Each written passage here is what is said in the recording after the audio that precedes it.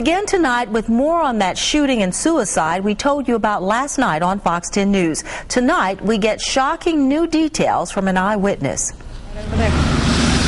By the tree. By that tree. Jeannie Nelson had a front row seat to the violent scene at the CVS across the street from where she works in Robertsdale. I heard the first two shots. I thought it was fireworks. It sounded just like firecrackers at first.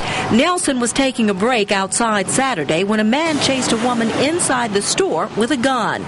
Nelson didn't notice anything unusual until she heard the gunshots. When he got to about the second parking space, that's when he held his hand up. I seen the gun. He went to the store shooting again. He shot 2 more times, shooting towards her. Police say it was a domestic dispute between a husband and wife. The man ran into the store but ended up shooting and killing only himself. Police have not said how the gunman actually got to the store, but Nelson, who witnessed this whole ordeal from across the street, says she found out the gunman was inside the car, but the victim just didn't know it. And I found out later that he was in the trunk of her car, and then they found out he'd been in there about a day and a half in her trunk, hiding. According to Nelson, the man wasn't getting something out of the trunk of the car as she first thought.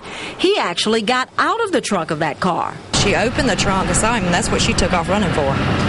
She saw him, she took off running because she knew he had to have time to get out of the trunk, But when he got out, he just nonchalantly walked a few parking spaces and before he started shooting like no big deal.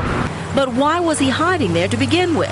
He thought the girlfriend was cheating on him, so I guess he lost it.